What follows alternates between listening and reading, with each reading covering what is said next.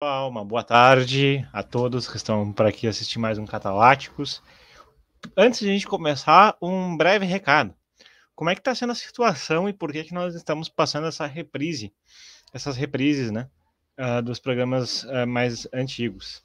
Bom, a primeira razão dessas é porque o programa está entrando num leve recesso, que começou essa semana e estima-se que seja entre 2 a 3 semanas.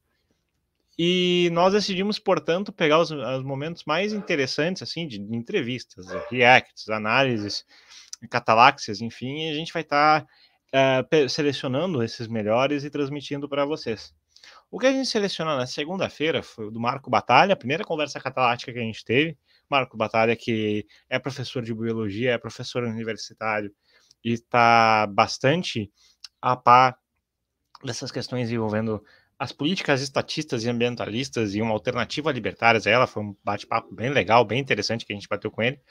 E a segunda entrevista que a gente está disponibilizando agora é a nossa segunda conversa catalática, que foi com o Cristiano Quioca, que é ativista libertário de longa data, acompanhou desde o começo do movimento libertário brasileiro, enquanto o pessoal discutia ainda nas comunidades do Orkut, os textos do Mises, as traduções de Mises, Rothbard, Hoppe, e etc.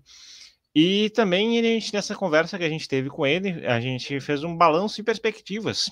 Primeiro, como é que foi o desenvolvimento do movimento libertário desde essa fase mais incipiente no Orkut até chegar e se desenvolver nessas essas mobilizações mais abrangentes, nas manifestações que o Oca fez, inclusive participando de algumas delas conjuntamente com o Liber. E fica também uma projeção, uma prospecção para o futuro, afinal de como é que pé que anda e quais são as possibilidades de desconstruir um mundo mais livre, efetivamente, num contexto de escalada de autoritarismos a Ocidente e Oriente, né? Foi um papo bem legal, e nós seguiremos esse modelo durante ou 2 ou 3 semanas ainda. Vamos visualizar como é que vai se dar esse processo. Mas até lá, então, as lives serão reprisadas nas segundas, quartas e sextas, e durante o resto do processo a gente vai também disponibilizando cortes, shorts e selecionando momentos especiais que a gente tem disponibilizado especialmente na nossa rede social do Insta e no nosso canal do Telegram, que são onde a gente está atualmente mais ativo. Uma outra coisa também que é importante é que essa live vai ser restreamada especificamente no Rumble, porque ela foi o motivo do nosso primeiro strike no YouTube. Então, pessoal que estiver assistindo no YouTube, migre para o nosso canal do Rumble, o link está na descrição do vídeo, porque aparentemente falar das caixinhas mágicas e das picadas é um tema um tanto quanto sensível ao YouTube. Feitas essas considerações, tenham todos uma boa live e até a próxima. Estamos ao vivo, boa noite para todo mundo, boa noite para você que está assistindo a gente. Hoje temos a segunda edição do nosso Conversa Cataláctica, dessa vez com o Cristiano Quioca, um dos pioneiros do libertarianismo no Brasil, fundador do Instituto Rothbard. Cristiano, primeiramente, boa noite, prazer ter você aqui com a gente. Boa noite, Bill, boa noite a todos. Bem-vindo aí. Cara, antes da gente começar a gravar, a live, no caso, você estava mencionando da época da internet, do movimento libertário, como que no começo do movimento libertário era muita conversa de internet, depois você conhece a pessoa ao vivo, fala, pô, era você, mas naquela época, sabe, muitas vezes você usava um nick, você nem sabia que era a pessoa direito.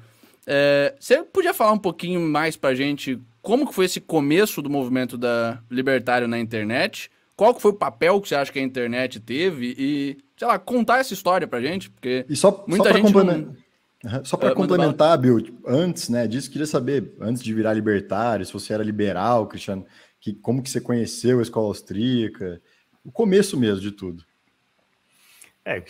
Quando eu cheguei aqui tudo era mato, né, a gente... E realmente era, né? É claro que eu não seria arrogante ao ponto de dizer que eu sou o primeiro libertário, o primeiro liberal do Brasil, muito pelo contrário, o Brasil é uma grande tradição de pensadores liberais. Eu nem sou um pensador, na verdade, eu fui um ativista no sentido de que só descobri primeiro o Instituto Mises do Alabama. Esse foi meu grande input e insight aí no movimento libertário.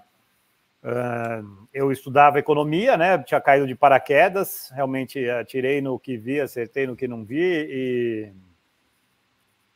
e como eu fui muito bem no começo da faculdade e tal, um professor meu me deu algumas literaturas extras assim, e ele me deu Liberdade de Escolher, do Milton Friedman, e me deu também Money and Mischief, Episódios da História Monetária, ambos do Friedman. Cara, e aquilo foi uma dinamite para mim, né? Explosivo. O Liberdade de Escolher é um livro muito bem escrito, né? Ele não é panfletário, mas ele é muito bem organizado. E quando eu li aquilo, pô, mergulhei. Entrei numa literatura bem mais vasta, já me achava o liberal, mas quando eu cheguei lá, quando eu descobri o site do Instituto Mises, aquilo foi outra. Se o Liberdade de Escolher tinha sido uma dinamite, aquilo foi o Instituto Mises foi uma bomba atômica, né? Cada artigo dali, porra, valia um semestre da faculdade, era uma coisa muito rica mesmo. E também não fui o primeiro a descobrir, né? O pessoal da PUC-Rio, não em economia, mas aqueles que faziam letras, né? O Pedro Sete Câmara, que era a turma do Indivíduo. Eles tinham um jornal também panfletário na PUC do Rio. Eles já traduziam alguma coisa do Liu Rockwell, de Rothbard, de Roupa também. Então, aquela descoberta na internet, se eu estou falando de 95, 96, e aí começou a chegar, né, logo na virada ali, acho que, se não me engano, 99, 2000, a entrada do Orkut, que foi a primeira rede social, e foi uma felicidade muito grande descobrir que eu não estava sozinho, né?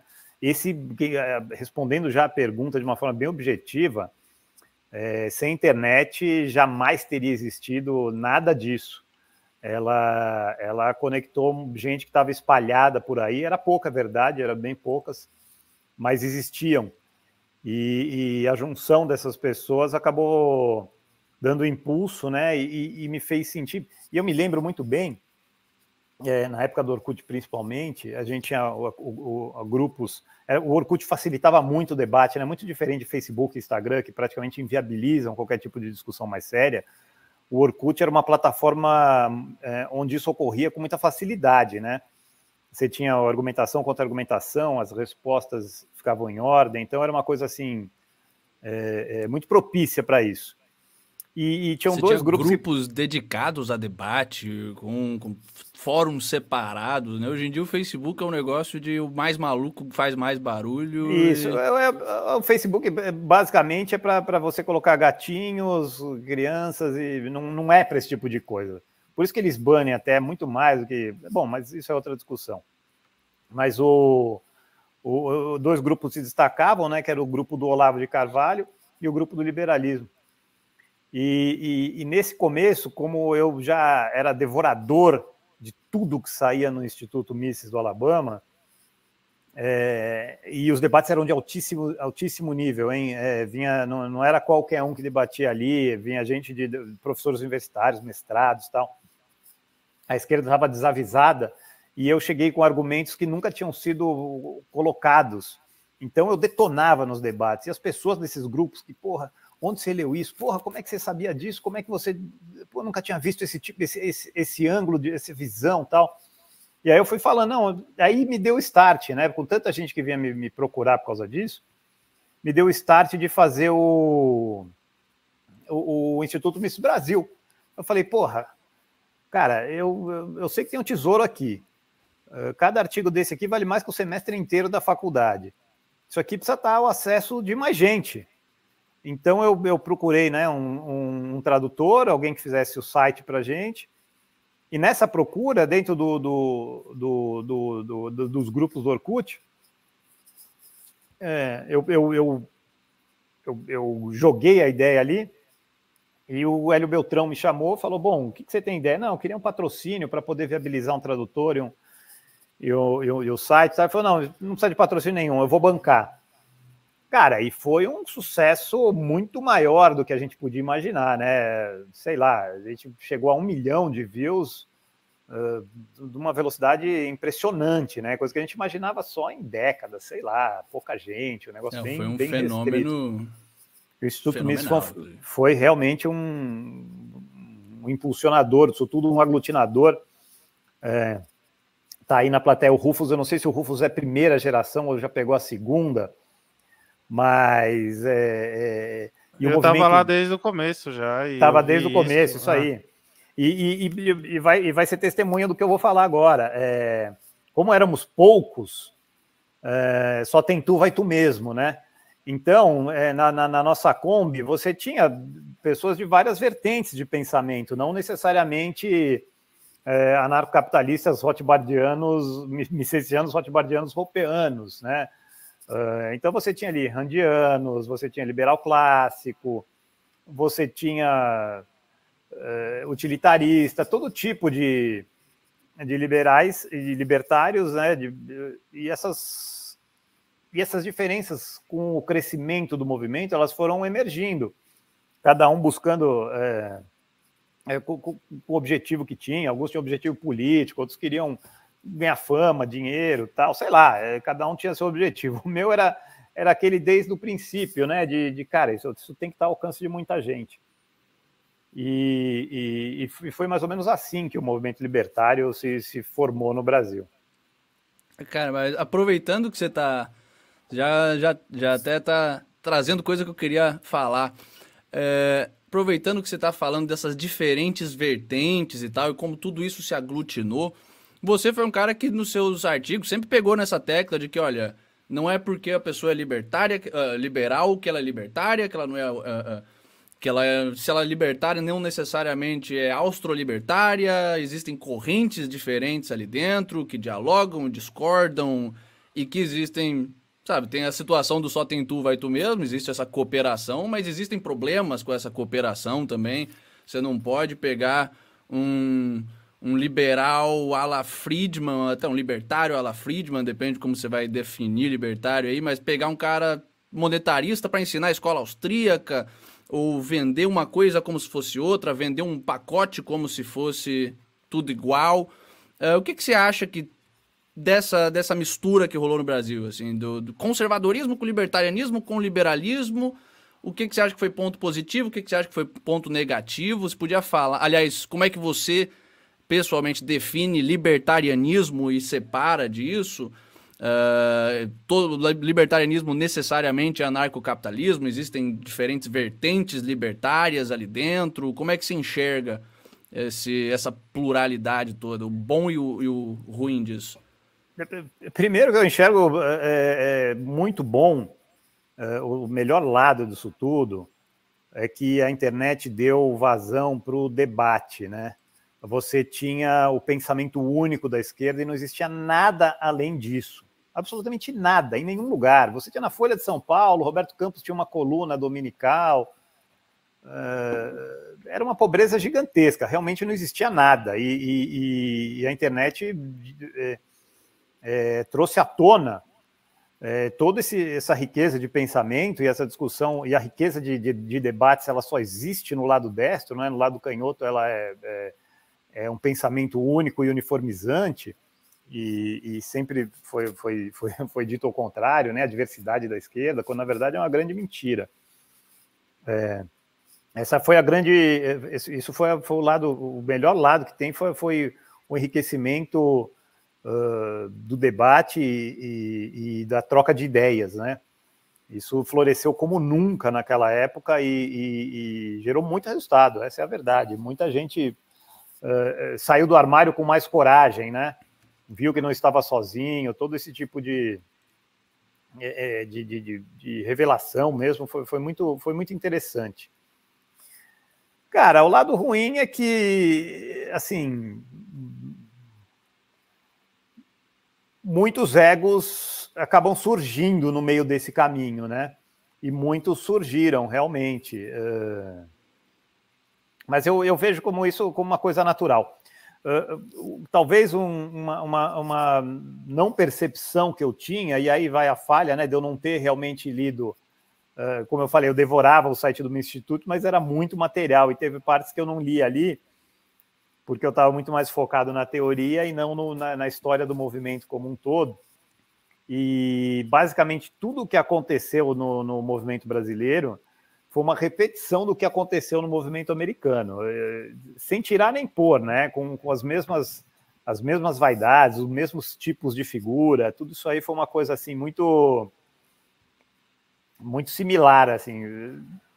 Eu diria que uma repetição abrasileirada, assim, mas poderia uma repetição. Elaborar um pouquinho isso aí? Aliás, o que é que aconteceu no movimento libertário americano? Muita gente nem conhece muito essa história. São diversas, como é que eu vou dizer? São diversos episódios desse movimento libertário, mas a gente pode citar. Aqui você teve a cisão, ou diversas tretas, né, dos randianos com os austríacos. E isso aconteceu com Rothbard e Ayn Rand em pessoa, né? Os institutos se odeiam, né? Os herdeiros desses pensadores mantêm essa rixa nos Estados Unidos, esse tipo de briga irreconciliável, né? De discordâncias que são irreconciliáveis. Aliás, o que é que você acha dessas rixas de instituto americano? Você acha que tem alguma razão de ser ou é mais briga besta de ego mesmo? Não, eu acho que tem muita razão de ser. Elas vão... e aqui eu não tenho como ser imparcial. Eu sou um herdeiro intelectual da linha de Mises, Rothbard e Hope, e eu acho que eles estão certos e os outros errados, simples assim. E aquele que está errado muitas vezes não quer aceitar, e eu acho que a gente tem que ser, sempre que eu me meti nessa, eu me coloquei a ser escravo dos argumentos. Uma vez vencido pelos argumentos, eu me rendo. E eu acho que essa disposição que todos deveriam ter perante ao conhecimento, perante a verdade. E não é isso que eu encontro nas outras linhas de pensamento. E vejo uma grande humildade no lado dos misesianos, rothbardianos, hopeanos, a gente hoje resume como os anarcocapitalistas libertários, né, de uma forma geral. Então, sim, eu acho que tem o lado certo, sim. Não é que todo mundo tem razão, ou tem coisas boas em um e outro. Eu acho que não, acho que tem que tomar partido, sim. E eu tomei o meu. Isso é um negócio que até... só para dar um pouco de contexto, aqui o João e o Rufo são mais anarcocapitalistas e tal, eu e o Lucas somos mais objetivistas, mas assim, até a gente, vendo os institutos americanos, não consegue entender o que é que se passa ali no ARI, a mesma coisa nos institutos brasileiros, o mundo do objetivismo, mesmo a gente concordando com as ideias, os institutos são meio loucos, mesmo de uma forma que você não vê no Mises. Que você não vê no Instituto Austro-Libertário, sabe? Então, até a gente tem que dar esse braço a torcer mesmo, que o negócio do lado de cá tá complicado. O movimento objetivista se perdeu na organização ali, completamente, nos egos, briga né? de ego e afins, doideira da Rand mais pro fim Mas da vida. Eu como anarcapitalista, acho 100% legítimo e acredito que em Rand aí, se não for a maior filósofa, né, junto com Rothbard e Aristóteles, está ali entre os tops da história da humanidade. Não, eu acho que ela tinha razão, mas assim... até para dar uma cutucada, mas assim... Não, a gente pode divergir em alguns pontos. Sim, é lógico, mas assim... isso não quer dizer que o movimento foi o melhor estruturado. São duas coisas diferentes. São coisas distintas, Distintas. Não, claro, e olha bem, o Rufus ele tem razão absoluta quando diz isso, e veja bem, quando o Instituto Mises, quando nós estávamos à frente dele, nós organizamos as conferências de escola austríaca quando a gente trazia gente do Mises Alabama e alguns outros pensadores. E na primeira edição, o Lew Rockwell, que sempre foi o chairman, hoje é o chairman, mas sempre foi o presidente do Instituto Mises Institute, eu de canto ali, num almoço, perguntei para ele, e Ayn Rand, hein? Qual qual a sua? Ele falou, bom, e com todas as divergências viscerais que o instituto dele tem com randianos, ele falou, cara, eu acho que ela é positiva, ela é uma influência positiva. E eu concordo com isso. Assim, todo mundo fala, a pobreza dos personagens do Revolta de Atlas, eu acho que é uma riqueza incrível. Eu acho que é uma similaridade com a realidade brilhante, né? E a filosofia objetivista em si também, todas as reflexões que ela traz, teoria sobre mente, toda a teoria da Ayn Rand é fodida, né? Isso aí, ela teve uma profundidade que é comparável com a escola austríaca, né? Eu concordo. Você sabe que por mais paradoxal que seja, né? A gente está falando aqui de quando tudo era mato. Os meus irmãos, eles sempre foram muito mais sociáveis do que eu, né? E eles organizavam, bar, cerveja com a galera, tal. E quem frequentava ali era o Joel Pinheiro da Fonseca. E num desses, né? Imagina, hoje é uma coisa patética, mas aberração, né? Mas num desses, eu me lembro de eu conversar com ele, e ele também me questionar, Ayn Rand, objetivista, tal, você como católico, como é que você vê isso? Eu falo, cara, o John Galt, todo o discurso de não carregar culpa que a Ayn Rand pregava, ele é o que o católico confessado, como o católico confessado devia se portar, né? Uma vez que você está livre das suas culpas, você não precisa ficar se culpando por outras pessoas ou pela fraqueza do outro. Então, eu acho uma riqueza enorme. Eu jamais descartaria, como muitas pessoas falam, não, é lixo, é miserável. Não, eu acho muito pelo contrário. Poucas obras são tão impactantes na minha vida quanto a Revolta de Atlas. Quem teve vida empresarial, de família, assim, percebe toda a verdade que está descrita ali, assim, ipsis literi. Sim, assim, de fato, não são, em última instância, não são ideologias e filosofias compatíveis, o objetivismo e o cristianismo. A Rand é bem clara nisso, mas não quer dizer que são dois pacotes inteiros, onde você ou compra todas essas ideias desse pensador, Exatamente, ou compra todas as ideias desse. Assim, se o objetivista não consegue extrair coisa interessante do cristianismo também, se o muçulmano não consegue extrair coisa interessante do cristianismo, isso diz muito mais sobre a pobreza do indivíduo intelectual do que da ideologia em si, independentemente da discussão sobre qual está correta ou não. Mas tem um outro pedaço que você puxou aí que eu acho interessante também. Não foi só aqui na nossa conversa, mas em alguns artigos seus também. Você fala bastante sobre essa linha missiana, rothbardiana, hoppiana como uma coisa só, e a linha hayekiana como uma coisa separada. E, aliás, não é só você, o próprio Hoppe fala sobre isso. Ele se coloca como o herdeiro do Rothbard, que era o herdeiro do Mises. Só que o Mises, ele meio que já muda a base epistemológica do Menger. O Rothbard já não tem a mesma base. Só para dar uma esclarecida pro pessoal em casa, o Menger era profundamente aristotélico, ele tinha aquela base mais do Franz Brentano em termos de filosofia ali. O Mises já entra com o kantianismo como base, de um jeito que o Menger não tinha. O Rothbard já dá meio que um passo atrás, ele já entra como um neotomista, que já é um pouco diferente do Mises, e o Hoppe dá, digamos que um retorno ao Mises, um Mises extremo, onde ele eleva o Kant à última potência dentro da escola austríaca. Como e por que você pensa nisso como sendo uma linha específica dentro da escola austríaca de sucessões, mesmo tendo essas diferenças? E, aliás, dá para falar da escola austríaca como tendo uma linha principal e outras linhas não tradicionais, digamos assim, mesmo com essas diferenças? Como é que você enxerga isso aí?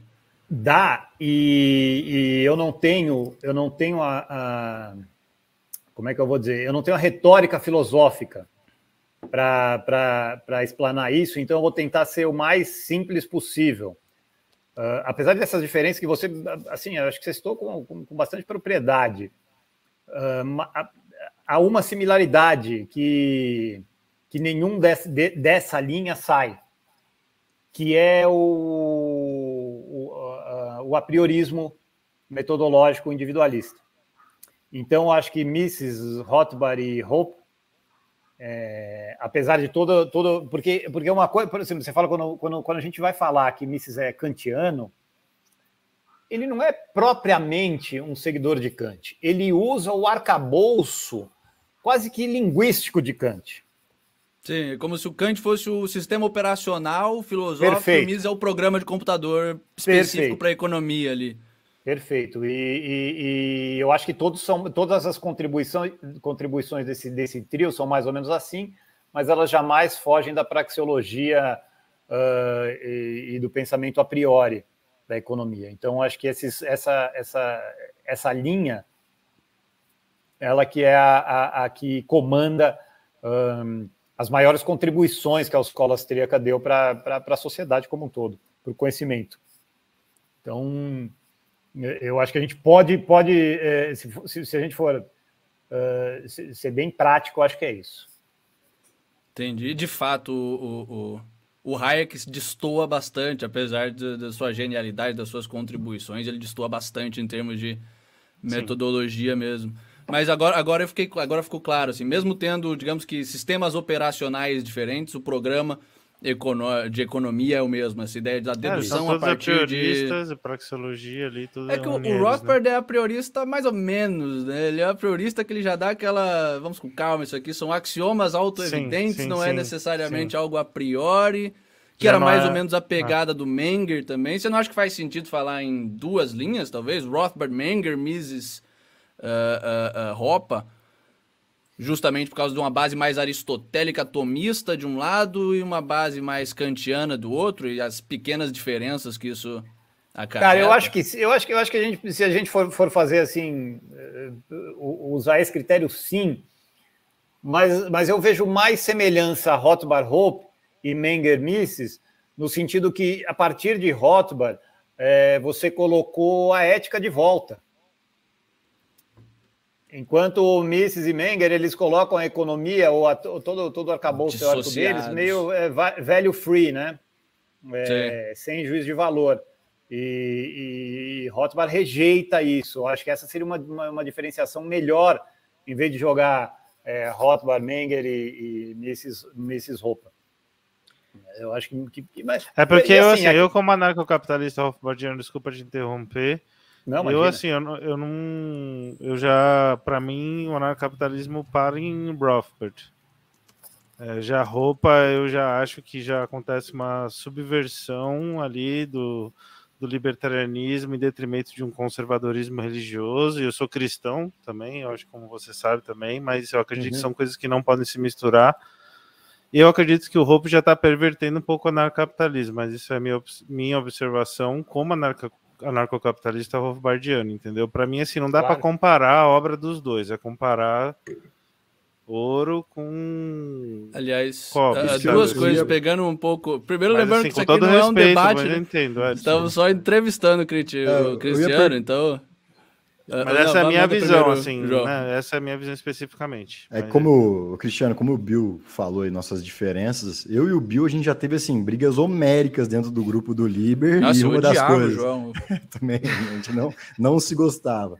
São 3 coisas principais: o cristianismo, Bitcoin, que a gente discutiu bastante, e Hans Hermann Hoppe. E eu queria perguntar para você o que você acha, qual que é a significância do Hans Hermann Hoppe, se você tem amizade com ele, e como que foi sua experiência lá no Freedom and Property Society, né? Cara, só um PS que eu queria encaixar um negócio nessa pergunta do João aí também. Então vai. Ainda naquele escopo, e focando no Hoppe e no Rothbard como mentor do Hoppe, nessa diferença que você mostrou entre o Rothbard e o Mises, o Hayek não estaria talvez encaixado mais na linha do Mises, de tentar fazer algo livre de valor, uma economia... Isso que eu concordo com o Rothbard. Eu acho que não tem como você fazer economia livre de juízo de valor. O burocrata sempre ganha com a intervenção estatal mesmo, então não tem como você falar que é ruim sem definir o que é ruim. Mas assim, o Hayek não se encaixaria mais na linha principal Menger, Mises e alguém do que o Rothbard por causa dessa tentativa, mesmo com a metodologia dele sendo bastante diferente? Ou você acha que a metodologia fala mais alto? O que você tem a dizer sobre isso? E essa questão do João, do lugar que você enxerga do Hoppe dentro da escola austríaca? Já como uma continuação desse projeto do Rothbard, né? Bom, vamos tentar ser cronológico aqui, né? Eu primeiro li Hayek, muito antes de ler Friedman, inclusive. Ele, para mim, foi uma leitura... Talvez eu fosse muito jovem naquela época, eu achei uma leitura bem confusa, mas como eu vou falar? É muito diferente de tudo que eu estava lendo sobre economia na época. Então, apesar de confusa, me despertou um interesse. Mas também, ele é puramente economista, né? Ele não coloca juízo de valor ali. E aqui talvez seja um pouco da influência dos tempos, né? Mises, Hayek, eles estavam debatendo, eles estavam enfrentando o debate econômico numa era de supremacia completa do keynesianismo. Inclusive, a economia real parecia dar razão aos keynesianos, né? E eles sozinhos pregando no deserto, dizendo está tudo errado, vai dar ruim, vai dar ruim. O tempo passou, eles recuperaram a narrativa no sentido de que o tempo deu razão a eles, né? A Hayek, Mises, e a teoria econômica que eles pregaram provou-se a correta, né? Não que fosse necessário, porque, como sabemos, a economia é uma ciência a priori, mas quando as pessoas têm dificuldade de colocar o cilindro no lugar do cilindro, o triângulo do triângulo, o quadrado no quadrado, a força da realidade acaba colocando isso na cabeça das pessoas. Então, com o passar do tempo, Hayek e Mises se provaram corretos, estavam certos. E aí o Rothbard, e Rothbard também já escreve desde os anos 60, né? Já estudava desde os anos 50, é uma coisa bastante rica aí, mas ele já vem com todo um material muito mais robusto, né, do que ambos, inclusive eu diria. E aí não é demérito para os anteriores, muito pelo contrário, ele bebeu da fonte deles e aprimorou o trabalho. O Man, Economy and State, que é o livro pós-Rothbard, é um livro, na minha opinião, superior ao Ação Humana de Mises, que é um monumento também. São livros tão robustos intelectualmente e tão ricos em teoria que ambos têm contribuições gigantescas, mas eu vejo em Rothbard assim, ele despeja um volume, uma quantidade de conhecimento avassaladora aí de renovação da escola austríaca. E de melhor escrita, inclusive. Mas, assim, eu também sou suspeito, porque eu sou amigo do Hoppe. Mas você entende que não dá para comparar os dois? Não. Foram alunos, o Hoppe é aluno do Rothbard, né? Mas são dois gênios. São dois gênios. Você conversando com o Hoppe e você lendo o que ele escreve é de uma objetividade, de uma clareza. É algo realmente fascinante. Não tem artigo dele que você fala, esse está mais ou menos. Não consigo ver. Todos, eu costumo falar isso, que eu evito ler artigo do Hoppe. Eu tenho medo de ler, porque as notas de rodapé, eu precisaria de pelo menos umas 2 vidas para acompanhar as notas de rodapé de um artigo do Hoppe. Imagina o conteúdo em si do artigo, né? São aulas, cada artigo é uma aula. E as principais contribuições dele, que você acha? Cara, eu não tenho dúvida nenhuma que a aplicação da praxeologia ao sistema democrático, né, a demolição da democracia como um deus do nosso tempo, é um livro revolucionário e muito, assim, também de uma riqueza gigantesca. E eu gosto muito da abordagem das preferências temporais que Hoppe faz. Como isso impacta no tecido social. E se você tiver aquela curiosidade e capturar o que ele está falando, você vai começar a reparar isso no dia a dia e você pira, cara.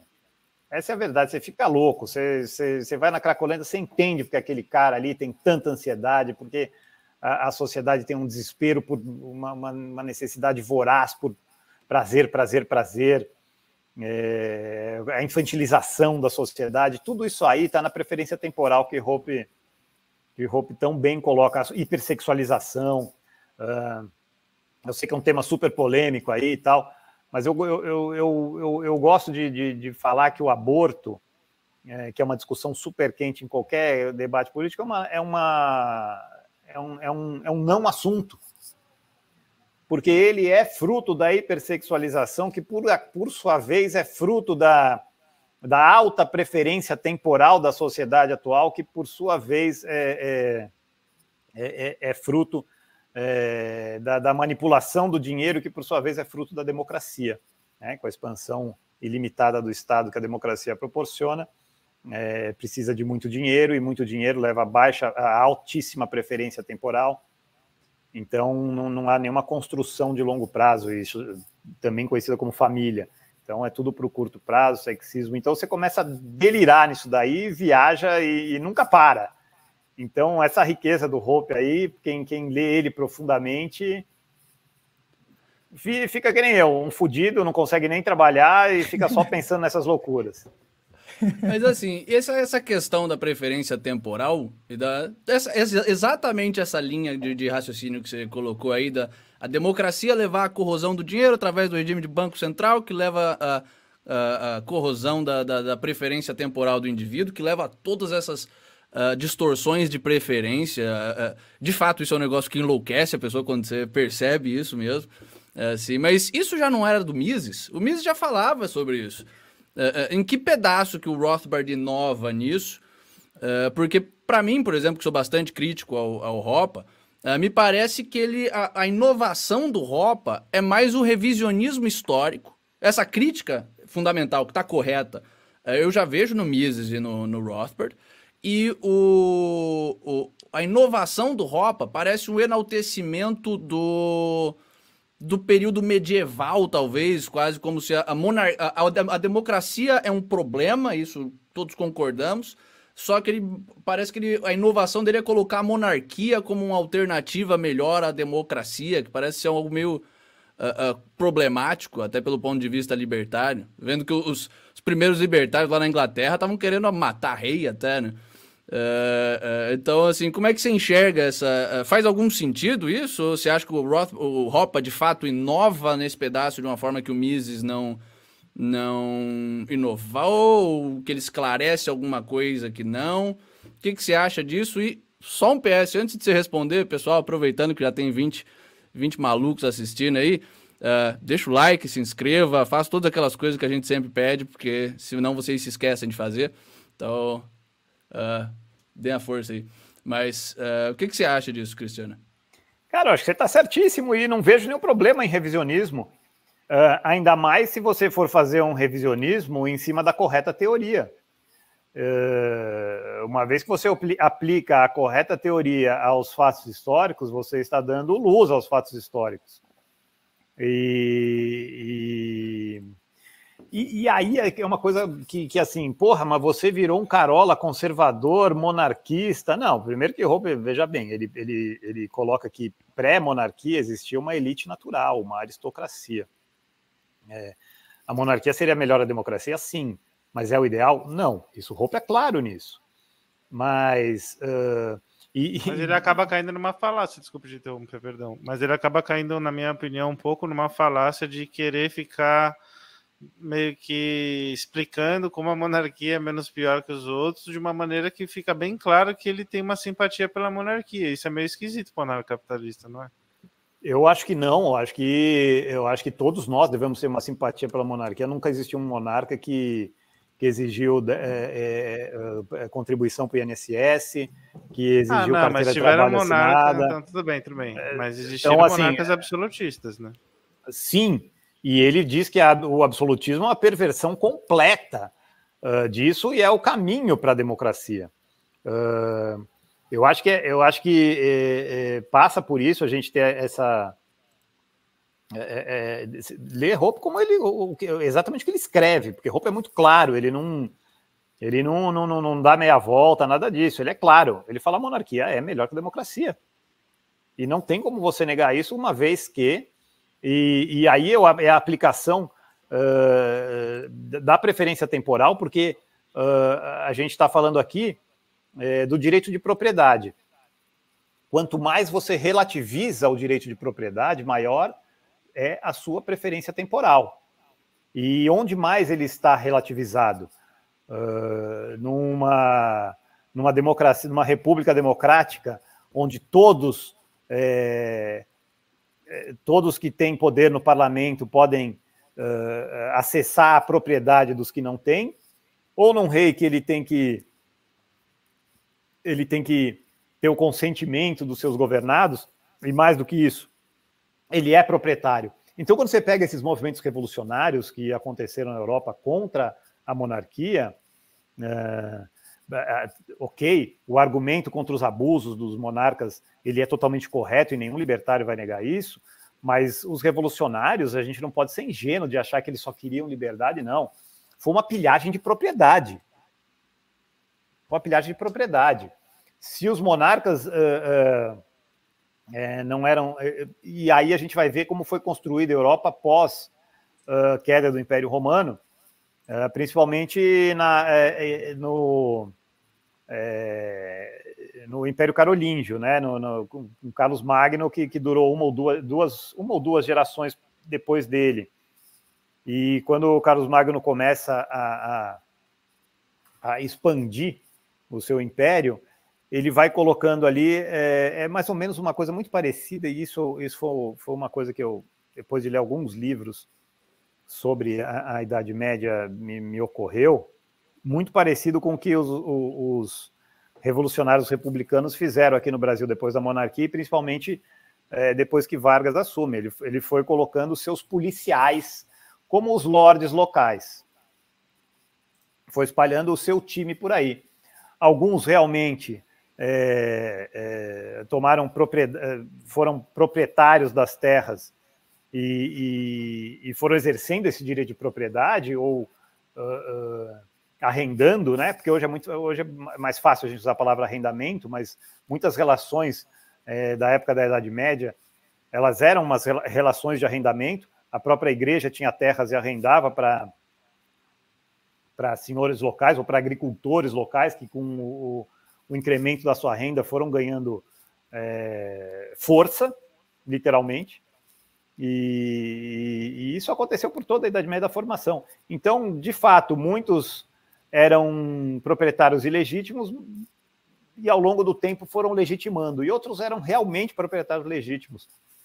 E o estudo de cada caso, é muito fácil, né? Isso não se faz em história, esse resumo que os historiadores fizeram.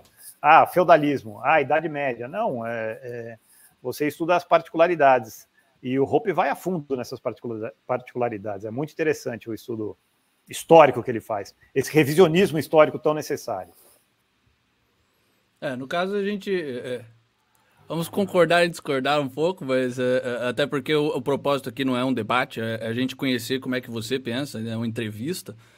Como o João já avisou aqui nos comentários, né? Toma cuidado pra gente não degenerar, porque libertário é um bicho complicado, rebanho de gato, como diz o André, né? Mas eu queria aproveitar isso para entrar na pergunta que o João tava pensando, tinha feito mais atrás. Como é que você vê a relação desculpa. do... Não, é que a gente Tranquilo. 5 perguntas de cada vez. A gente é que é meio confuso aqui mesmo. O Cristiano tá velho também já, né, Cristiano? A cabeça vai esquecendo. Como é que você vê a relação do cristianismo com o libertarianismo, de forma geral? Porque a gente que é objetivista, eu e o Lucas, a gente vê as duas coisas como incompatíveis e que houveram relações conflituosas ao longo do tempo, mas o pessoal mais que nem o João e o Rufus, essa linha Rothbard-Hoppe, enxerga uma coisa como quase que indissociável da outra. Qual que é a sua visão sobre as duas coisas? Qual que é a separação? Qual que é o nível de interdependência deles? Acho que não é indissociável, mas compatível, né? Não indissociável, mas pelo menos compatível. Temos que... Não estou me entrevistando você, João. Não, olha, claro. Cara, vamos colocar da seguinte forma. Cristo veio para salvar as almas. Ele não fala uma linha sobre política. Ele não fala uma linha sobre ideologia. Ele não fala... Ele não entra nesse assunto. Ele não fala se filia ao partido de Cristo. Ele nunca falou isso, não tem isso. Ele fala, siga aquele que quiser salvar, como é que é? Tome sua cruz e me siga. Isso é o cristianismo. Mas a gente está no mundo. Nós somos carne também, né? Não somos só espírito. E o libertarianismo é uma filosofia, uma ética para uma ética social, de interação social em cima de uma resolução de conflitos. E eu gosto muito dessa... E aí tem um pouco de contribuição de Hoppe também, né? A propriedade surge para resolver conflito de bens escassos, para resolver o problema da escassez. E o libertarianismo é uma filosofia ética em cima do direito de propriedade. Então, e não é incompatível com o cristianismo, muito pelo contrário, eu vejo muito mais alinhado, uma vez que para salvar a sua alma primeiro, você tem que seguir Cristo, e segundo, você tem que amar o próximo. E eu não vejo como você pode amar o próximo sendo violento com ele. E a propriedade, o direito de propriedade, toda a ética libertária é exatamente uma filosofia da paz. Então, eu acho totalmente compatível, andam juntos. Não a iniciação de agressão é compatível com uma filosofia pacífica que defende o amor e a paz, simplesmente. Claramente vocês não conhecem o amor da esquerda, né? Claro, o amor venceu, né, pessoal? Então... Não esse amor aí que o pessoal fala, né? A gente está falando do amor ágape, né? Não, o amor-ódio. Pois é. Viu? Aliás, João? Pode falar. Tem alguma coisa relacionada ao assunto, Bill? Vamos mudar um pouquinho. Não, eu ia passar para outro assunto. Você quer perguntar alguma coisa nesse assunto ainda? Não sei se foi muito vago, tá? Não, foi qualquer coisa, vamos dentro. Foi ótimo. Estava abordando a preferência temporal do Hoppe, e até o Marco Batalha ele teve aqui e falou que a preferência temporal, até na qualidade da comida que a gente come, ela tem influência, né? E a gente entrevistou ele, né? E ele tem uma posição clara, assim, a sociedade está arrumando para o precipício, e ele acha que só tem uma salvação, que se chama Bitcoin. Eu queria saber sua visão sobre isso, se você acha isso, se você acha que não tem salvação. Acho que não tem. Acho que não tem salvação. E a visão sua sobre o Bitcoin também. E não vejo, por enquanto, não vejo o Bitcoin como uma saída, não. Mas você vê o Bitcoin como interessante de alguma forma? Claro. aquele negócio, né? A gente costuma brincar que a Dilma, e não, né, é uma brincadeira com bom fundo de verdade, que a Dilma criou muito mais libertários do que Mises e Hope e Rothbard. E o Bitcoin ensinou muito mais sobre economia monetária do que Mises, Rothbard, Hope e Menger e todos juntos. Muito mais pessoas começaram a entender esse problema da nossa era, esse problema, não chamo nem de problema, esse absurdo, esse crime, esse crime da nossa era. Fraude institucionalizada em completa, escala massiva, né? Da moeda, do monopólio da moeda pelos governos. Isso aí é um crime assim, que pode superar qualquer outro tipo de genocídio, de qualquer coisa. Qualquer atentado que o Estado tenha feito, nada nunca vai se aproximar da falsificação da moeda. E o Bitcoin trouxe muita gente para o conhecimento desse crime, para entender o que está se passando. Não vejo ele, por enquanto, não vejo ele como uma alternativa ao dinheiro por enquanto. Ele não é dinheiro ainda, essa é a verdade. Sim. E com potencial de vir a ser. Enquanto esse potencial não se realiza, ele não é. Então, você acha que tem potencial mesmo? E como é que você compararia esse potencial do Bitcoin com o ouro e a prata voltarem a ser dinheiro? Ou a emergência de uma outra commodity como dinheiro? Cara, eles estão igualmente num estágio bem inicial. Bem inicial, bem fracos ainda como alternativa. O ouro e prata, eles vão sempre ter a problemática de serem bens físicos, táteis, e estão à mercê de confisco o tempo inteiro. E o Bitcoin tem essa vantagem em cima deles, mas tem a desvantagem de não ser uma commodity, não ter valor intrínseco. Mas quem escolhe o que é dinheiro não sou eu, não é você, não é ninguém, é o mercado. E o mercado vai dar essa palavra no final. Porém, hoje, no mundo que a gente vive, quem escolhe o que é dinheiro é o porta-aviões da Marinha Americana, é o poder bélico dos estados, né? Isso é imposto por força e por propaganda. Mas a gente está vendo que isso não tem mais como sustentar, né? Estão inflacionando tanto as moedas do mundo inteiro, e isso está se refletindo agora nos preços ao consumidor, mas em todos os preços dos ativos, em todas as depressões econômicas, o acirramento dos ciclos econômicos está cada vez mais volátil, né? Sobe muito e cai muito, e isso vai machucando gente por todo, deixando rastro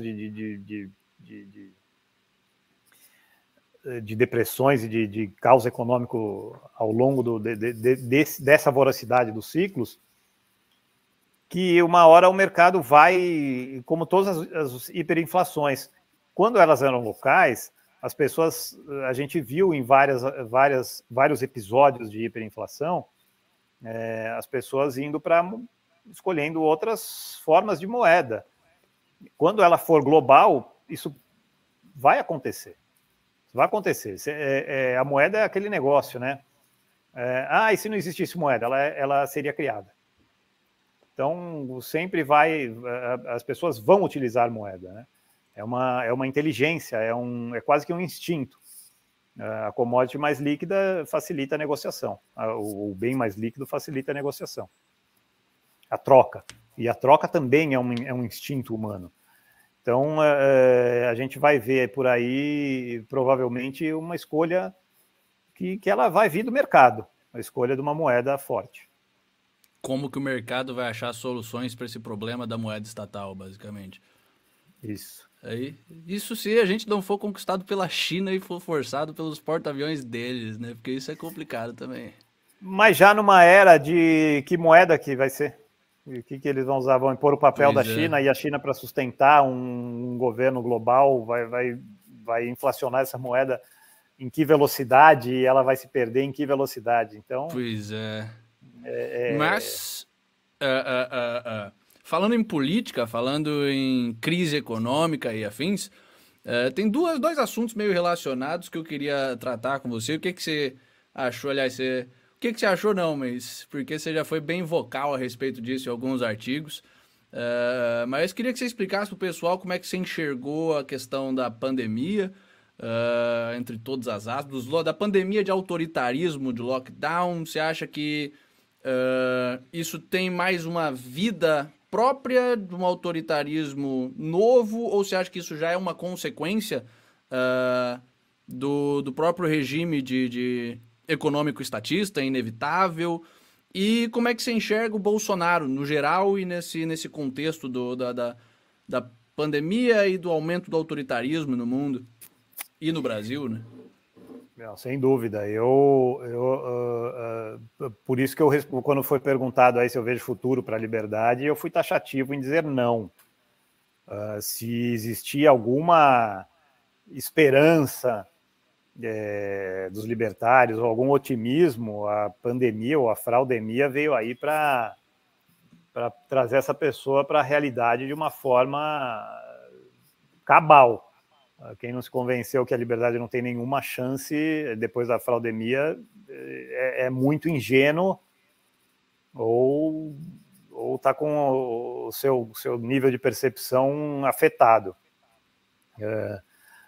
Foi impressionante porque a sociedade ocidental e a sociedade mundial de forma geral, diante de uma ameaça, a primeira coisa que ela abriu mão de forma imediata foi da sua liberdade. Foram um dos preceitos mais básicos das liberdades.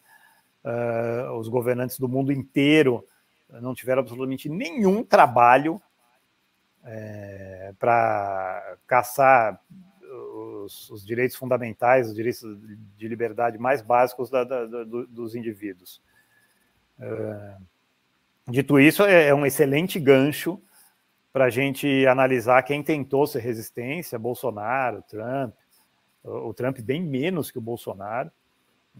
Sim, por incrível, quem que ia chutar isso no começo do mandato dos dois, né? Que o Trump ia ser menos interessante para a causa da liberdade que o Bolsonaro. Aliás, você cantou a bola de que o Bolsonaro não ia conseguir se reeleger, mas você também queria que você explicasse até como que você fez isso. Já faz mais de um ano que você fala que ele não ia se reeleger. E cantando, sendo capaz de ter esse nível de previsão, você cantaria que o Bolsonaro ia ser mais interessante que o Trump? Sem dúvida, sem dúvida. Apesar do Trump ter emergido, né, do setor privado, e Bolsonaro... O mercado imobiliário americano. Cheio de Nova York, quer dizer, cheio de praticamente uma estatal, mas enfim. Já foi democrata, né? E o Bolsonaro das hostes militares, das forças militares, eu sempre vi em Bolsonaro uma figura muito mais interessante, muito mais combativa contra o politicamente correto, o establishment de uma forma geral. O cara... Porque o Brasil sempre foi muito mais de esquerda também que os Estados Unidos, e se você tem um cara que... O Bolsonaro, ele se fez até 2016, uma década de aparecer no Super Pop, falando que 64 não foi flores contra intelectuais bondosos contra militares truculentos. Muito pelo contrário. A única coisa que Bolsonaro fazia nesses últimos 10 anos foi falar as verdades sobre 64. Apenas isso. Um cara que falava a verdade num programa de TV durante meia hora. Foi isso que ele fez nos 10 anos antes de 2016, antes da eleição. Foi exatamente isso.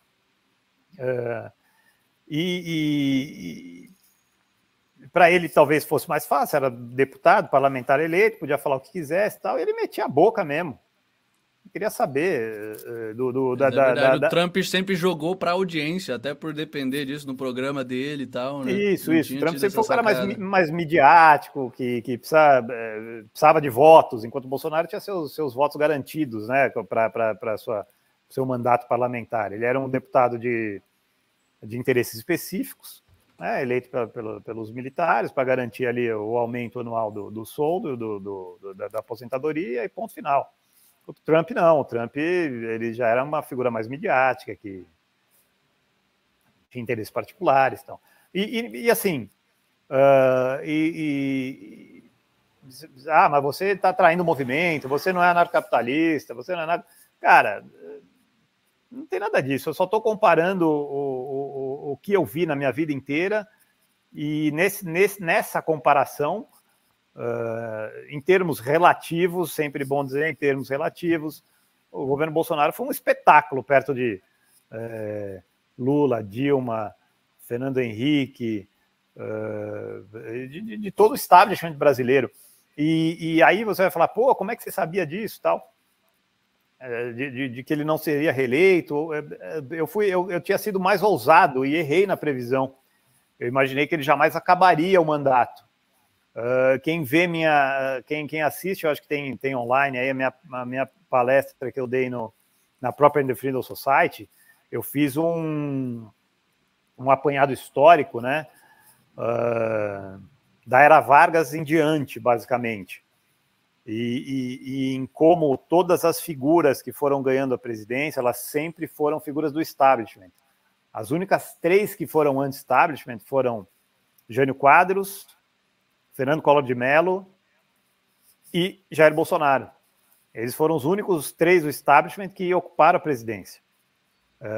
E o que aconteceu com os 3, a gente viu. O Jânio foi cuspido, o Collor sofreu um golpe e o Bolsonaro não conseguiu governar. Foi impossível dele governar. Então, eu acho que é muito interessante ver esse... como a semelhança nas três presidências de que pegava o país em frangalhos, economia derretida, são as brechas que o establishment dá, quando ele se desarma, quando tudo desmorona, há uma oportunidade para os outsiders. Foi o que aconteceu nessas 3 presidências aí, mas o establishment se reorganiza rapidamente a tempo para evitar que eles percam o poder. Então eles retomaram... Você acha que não tem nenhuma chance do libertarianismo um dia aproveitar uma brecha dessa e fazer uma mudança? Nem o libertarianismo, alguém de direita, alguém... a gente viu o que acontece com os governos de direita, Jânio, Collor, e eles não há opção, a democracia não é feita para governos de direita. Veja bem, se você pegar aí os valores básicos da direita, do conservadorismo e até do libertarianismo, de liberalismo, né? De Estado limitado, de governo limitado, governo retrocedendo, não cabe na dinâmica democrática. A democracia é feita para a expansão do Estado cada vez mais. Então, na era democrática que vivemos, né, vigente, e eu não vejo ela se enfraquecendo e nem perdendo espaço, na era democrática que vivemos, nós vamos ver o Estado se expandir por muito mais tempo, tempos assim que que vai passar nosso tempo de vida por muitos e muitos anos, séculos no talvez. Ocidente como um todo, no Ocidente ou no mundo como um todo? Você ainda tem esperança em alguns lugares, tipo o Oriente Médio, a Rússia, que são menos democráticos e mais oligárquicos, mais se aproximam de monarquia? Você vê algum futuro para esses lugares? Ou isso é uma perspectiva global? Sim, o que a gente percebe é exatamente uma resistência de blocos. Não é como a gente gostaria, mas são blocos que estão resistindo à Pax Americana, que é a Pax da democracia, que é a expansão da ideologia americana pelo mundo. Tem alguns focos de resistência, Não sei até quando eles vão aguentar. A gente está vendo a Rússia aí lutando bravamente para isso. E isso não tem nada a ver com guerra na Ucrânia, com gostar do Putin ou não. Mas é nitidamente uma é uma briga que ele tem de décadas já contra essa Pax americana, não é? Sim. Coisa de agora. Isso, que não é só do Putin, né? É daquela fronteira eslava ali, que se você não chega nos russos. Então, é a geopolítica de hoje. É a agenda do dia geopolítica, é quem está resistindo à Pax Democrática Americana. Oriente Médio, Rússia, ou você enxerga mais alguém resistindo ainda? Algum outro a própria China, né? A própria China como um bloco. A China não seria um caso de democracia exacerbada ainda? Cara, eu vejo como uma ditadura de ditadores iluminados que comandam o povo a mão de ferro e bastante ignorante, assim, né? Ali não tem conversa. Sim. Esse negócio de papo aí não tem papo, não é diferente, eles pensam diferente e tal. A liberdade, aí a gente vai voltar ao assunto do cristianismo, ela é um fruto da cristandade, né? E a cristandade é ocidental. Então, eu gosto mais de falar do lado ocidental. São as virtudes do lado ocidental, tem seus vícios também. Então, acho que liberdade é uma coisa que o cristianismo, que a cristandade tem que espalhar no mundo. O Cristiano, eu tinha uma pergunta também, aproveitando que ele fez um paralelo ali, citando o caso do Jânio, do Collor, depois do Bolsonaro, e fazendo comparações das especificidades do establishment brasileiro com o americano. Queria saber um pouco mais assim, qual é o principal ponto de convergência e ponto de divergência que você vê entre os dois, que ditam as especificidades para um líder da direita americana ter sido Trump e um líder da direita nas eleições do processo eleitoral ter sido Bolsonaro. Se é fruto dessas diferenças de conjuntura ou foi só um ponto específico da história? Um PS antes do Cristiano responder. Aliás, Lucas ele fica calado, mas quando ele pergunta, ele manda uma pergunta boa. Mas você que está assistindo, novamente aquele lembrete para você dar um like, se inscrever, fazer todas essas coisas. É um pé no saco ficar parando a conversa para isso, mas é uma necessidade operacional que a gente tem, porque só tem lesado aqui, todo mundo se esquece de fazer essas coisas. Então, se inscreva, acompanhe o canal e, por favor, Cristiano, pode mandar bala. A pergunta do Lucas é sensacional e ela vai direto ao ponto, né? E você, assim, e aí a gente vai para a teoria libertária pura e simples, né? De como esse poder magnânimo que é o Estado se mantém, como ele tem esse poder sobre as pessoas, sobre os indivíduos, por dois canais, pela força e pelo convencimento, consentimento. As pessoas consentem em ceder sua liberdade para o Estado. E como esse consentimento acontece? Como o Estado convence as pessoas? Através de uma brutal máquina de propaganda. O que muita gente chama de cultura, chama de intelectuais, chama de filosofia, na verdade, não passa de propaganda estatal. O Estado sempre precisou, e desde os monarcas, e aí a gente vai dar razão para a crítica do Ruffs, os monarcas já utilizavam a classe intelectual para legitimar o seu poder. O Estado faz a mesma coisa, as universidades hoje são meras, e na área de humanas, né, elas são meras estações de propaganda, né, agências de propaganda estatal. A grande mídia também a maior delas, agência de propaganda estatal, e eu estou convencido, praticamente, principalmente, o que está acontecendo agora no Brasil, que Bolsonaro, Trump, só foram possíveis graças a uma janela que se abriu, chamada internet. Ela se abriu por um curto período, já está se fechando, e está se fechando aqui no Brasil com cadeados que estão jogando a chave fora. Então, foram ondas que não voltarão tão cedo. A internet está sendo fechada, você vê que a primeira coisa, depois que Bolsonaro foi eleito, foi instalar a CPI perpétua, uma CPI perpétua das fake news. Então, e todas essas revelações do Elon Musk assumindo o Twitter, tudo que ele viu ali da influência do Estado para literalmente censurar um espectro da o FBI ele pressionava diretamente os funcionários do Twitter, meio que ameaçando, assim. Direta e partidariamente. Sim. Ainda colocou gente lá dentro. Não, mas o FBI virou uma instituição criminosa de exatamente. FBI dentro do Twitter. É como o Vargas, ele criou o DIP, Departamento de Imprensa e Propaganda. Não tem diferença nenhuma. Ah, mas isso é coisa do passado. Hoje a gente vive numa democracia. Gente, não sejamos ingênuos a esse ponto, pelo amor de Deus. Colocaram, não há liberdade de expressão mais, a internet deu essa vazão e já se fechou. Acabou. Quem é Bolsonaro esquece.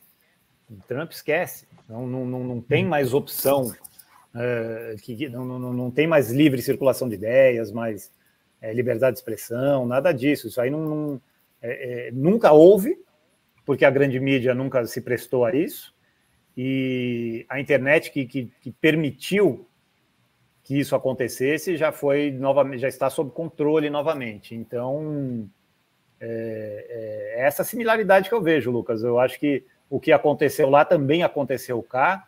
Você viu isso mais timidamente na Europa, mas também aconteceu em alguns pontos. O Brexit jamais seria possível sem a internet. Quando foi aventada a ideia do Brexit, a internet não tinha essa força, eles iam só fazer um referendo para não mudar nada, né, para ratificar o que eles queriam, e deu o resultado totalmente oposto por causa da internet. Então, daqui a pouco vai ter outro plebiscito na Inglaterra para ver se querem mesmo o Brexit. Isso aí já tá na conta. O mesmo erro que pré-internet cometeram os desarmamentistas aqui no Brasil, fizeram um plebiscito, mas eles cometeram o erro de dar, durante 30 dias, tempo igual na televisão aberta, na grande mídia, para os desarmamentistas 10 minutos e os pró-armamentistas 10 minutos. Bastou 10 minutos por 30 dias para o resultado do plebiscito ser um massacre inesperado. Sim. Então, quando você abre para o outro lado, ou para a verdade, ou para o lado destro da força, vamos resumir tudo assim, eu sei que é odioso fazer isso, principalmente no meio de libertários, que raiz aí, mas quando você permite a livre circulação de ideias e o debate, todas as pautas do establishment elas vão por terra e vão rapidamente. Então, acabou, infelizmente. Ô, Cristiano, aproveitando sua análise... Mais um doomer.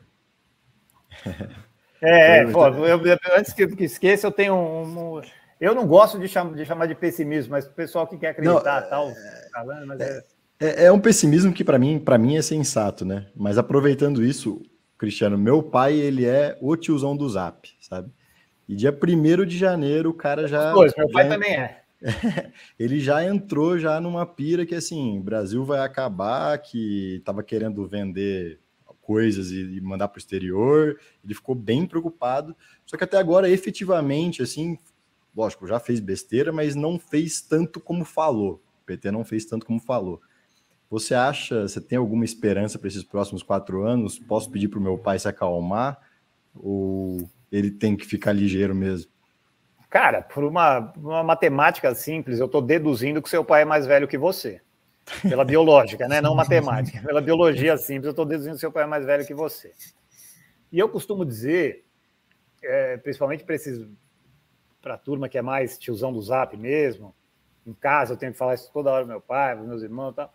Eu falo assim, cara, o Brasil não vai virar uma Venezuela. Não vai. Isso é bom e isso é ruim. O Brasil também não vai virar uma Argentina. O maior risco do Brasil é virar o Brasil. país corrupto, patrimonialista, ditatorial, pobre, analfabeto. O Brasil já é essa merda. Quem não vê isso, tá louco. O Brasil já é mas isso. Mas dá para chegar a 95% de pobreza aqui também. Dá para chegar com o PT. Eu acho que a gente já está. O PT vai fazer o Brasil ser o Brasil. Esse é o maior risco que o Brasil corre. O que a gente estava vendo nos últimos 4 anos é um negócio diferente do que a gente viu na vida inteira aqui no Brasil. O que a gente estava vendo é o império da lei, é uma tirada de ratoeira do Estado de uma forma geral, uma limpa que nunca foi vista, a ponto dessas merdas, e que eu não estou comemorando, mas é um fato notório, da Petrobras lucrar 58 bilhões. O Banco do Brasil lucrar não sei quantos bilhões, está fazendo uma limpa, tirando lixo, preparando para privatizar diversos. Porra, quando você vai ter de novo um ministro da Economia que fala diariamente na TV, na frente do microfone, tem que privatizar essas bostas? Ele, se bobear, ele usou bostas. Banco do Brasil, Petrobras, Caixa, privatiza tudo. Parecia um agente no Orkut falando, porra. Quando você vai ver de novo alguém assim? Nunca. Não vai ver.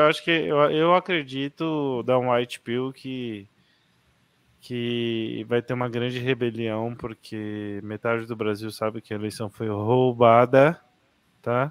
E a fome, o desespero e a violência extrema talvez vai levar a uma rebelião popular violenta. Isso é o que eu acho. Porra, vamos ser tirado do ar. Olha, assim, você vai falar, porra, eu sou do quanto pior, melhor. Se para acabar isso aí tiver que ter fome e violência, que venha. Porque eu acho que só assim mesmo. Mas eu não vejo isso acontecer.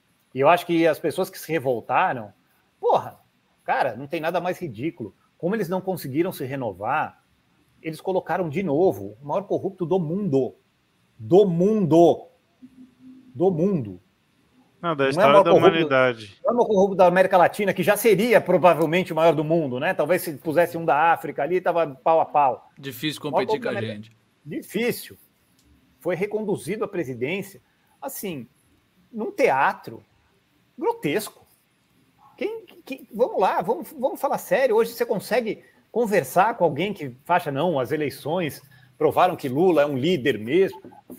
Tudo por baixo do pano, todas as decisões por baixo do pano, usando dos artifícios mais cara de pau. O pior é o isentão ainda, que não percebeu a situação e acha que, não, mas aí o Congresso segura o Lula, e aí a gente, né, depois daqui a 4 anos renova isso aí.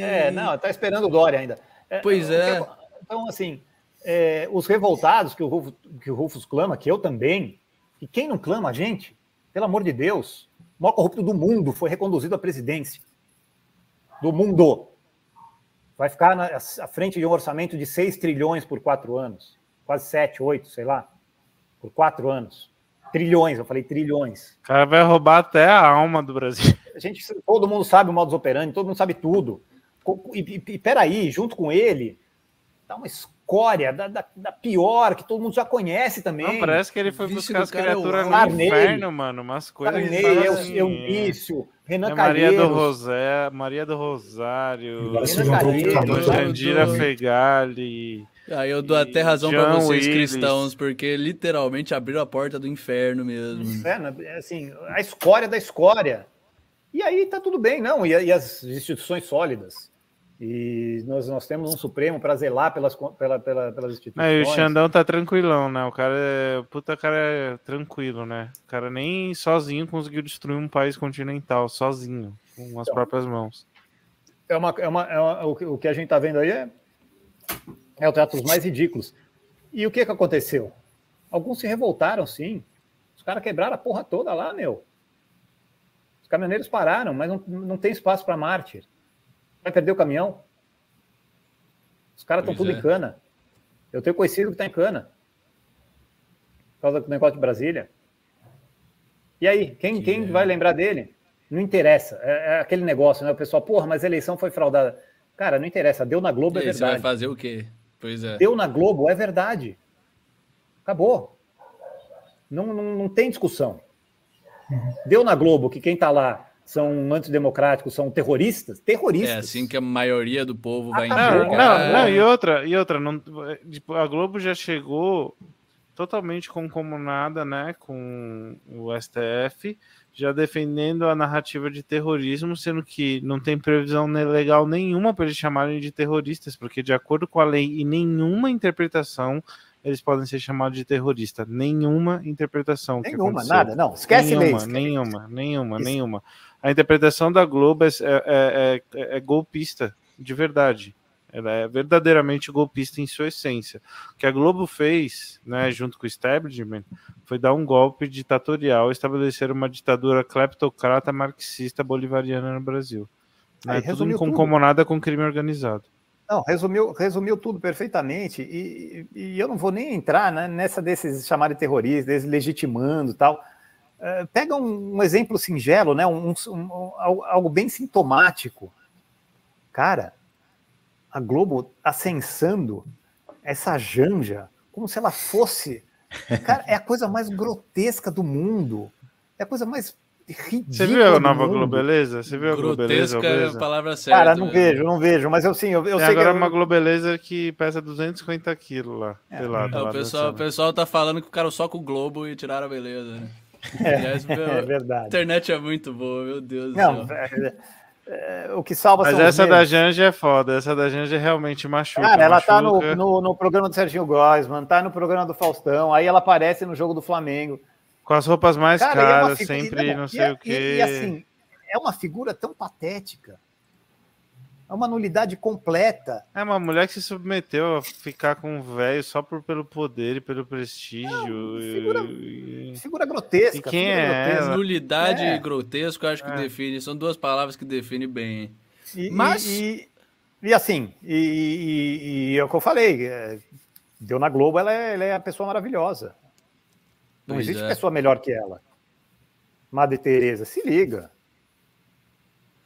Pois é, mas para a gente não ficar só falando de problema, queria que você falasse um pouquinho da sua opinião sobre o Guedes, porque você já tocou nele, já falou sobre ele, mas assim, é algo que você vê pouco dentro do movimento libertário, até por causa daquele purismo meio adolescente, de tudo que não é anarcocapitalismo é uma bosta e é o mesmo tipo de bosta. O pessoal tem esse pudor em falar, não, se você acha que o Bolsonaro é melhor do que o que está aí, você é um estatista. Se você acha que o Guedes tem o mérito, você é um estatista. Me explica mais essa defesa sua do Guedes e por que você acha que ele... qual que é o seu top 3 ou top 4 de coisas que o Guedes fez que merece, de fato, se destacar e ser destacado como alguém impressionante? No começo da entrevista eu já falei aí, né, que das diferenças irreconciliáveis, né, de Chicago e Viena. Sim, exato. Então, com todas as ressalvas que eu possa ter para o Paulo Guedes... Como é que você está defendendo do PhD do PhD do Paulo Guedes? A verdade é que ele se colocou a fazer uma administração de dona de casa, o que é totalmente austríaco e totalmente correto. Ele pegou, olha, o Estado brasileiro tem 4 trilhões de dívida. Tem. O Estado brasileiro é deficitário em tanto e o principal déficit é da Previdência. Então, primeira coisa, vamos interromper o fluxo negativo. Primeira coisa que o governo Bolsonaro fez, hein? Jogou para o Congresso uma reforma da Previdência de capitalização individual. A reforma da Previdência do Guedes, ela era tão radical que incluía a opcionalidade. Se você quer fazer parte do sistema ou você não quer fazer parte do sistema, para os entrantes. Então, evidentemente que se passa um negócio desse, ia ser 100% de abstenção, de ausência. Ninguém nunca mais ia botar o dinheiro nisso. Então, tão radical que foi. É óbvio, evidente que passou no Congresso, na mão do Maia ali, passou qualquer merda e resolveu em parte, resolveu nada, mas interrompe, reduz o fluxo negativo. Atenuou o problema. Atenuou o problema. Então, uma vez que você tem o orçamento equilibrado, a dívida não vai crescer, aí nós vamos para a redução da dívida. Como você faz isso? Primeiro, os bens líquidos, que é a carteira do BNDES. Cara, ele realmente, até que enfim, privatizou a Vale, porque ele vendeu todas as ações que o BNDES tinha, então o Estado não tem mais ação do BNDES, vendeu as debêntures que, a Vale, que o BNDES tinha da Vale, então ele reduziu o balanço do BNDES de uma forma brusca, bem brusca mesmo. 2, ele praticamente desmembrou a Petrobras. Não tem mais fertilizante, fecha, porque isso aqui só dá prejuízo, não tem vantagem nenhuma. Não tem mais gás, fecha, e vamos vender as refinarias. Parou na metade. Ótimo, você está reduzindo, vendendo patrimônio para pagar a dívida e ficar sem dívida. E aí ele foi para os bens ilíquidos, que é uma coisa muito mais lenta, de difícil equacionalização, que eram os imóveis do Estado, que ele, no levantamento que foi feito, tinha 1,5 tri alguma coisa. Então você está falando de 2,5 tris, a dívida ia para 1,5 tri, né? Solucionada com o superávit, só com a redução de juros superávit, em pouco menos dos 8 anos, você zeraria essa dívida. Ok? Lindo. No papel, esse é o Guedes. No papel.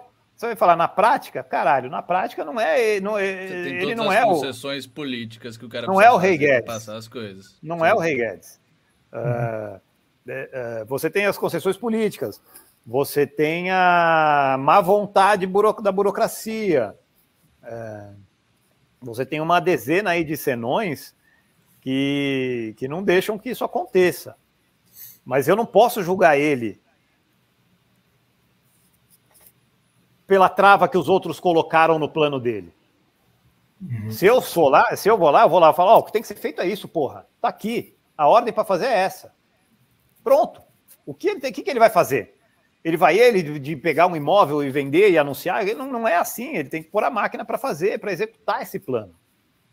Né? Ele tem que ter aprovação dos donos do poder. E isso não aconteceu.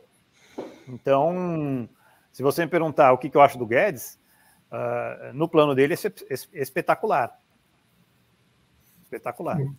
Eu teria uma pergunta também, referente a se tem alguma pessoa no Ocidente hoje que possa ser comparável em termos de também, ainda que não na frente econômica, mas em outras frentes de liberdade, que você veja que também ocupe um papel histórico parecido com Guedes, e o que você avalia das políticas mais brandas de lockdown, por exemplo, assumidas como figuras como Ron DeSantis, que a gente comentou algumas vezes, assim. Se ela tem algum significado histórico ou se ele está apagando, tentando enxugar políticas brandas de lockdown do Ron DeSantis é quase que um eufemismo, né? O cara chutou o lockdown. Se você teve... E aí são as figuras anti-establishment que vão surgir nos Estados Unidos, né, de uma forma orgânica. Isso foi interessante de ver.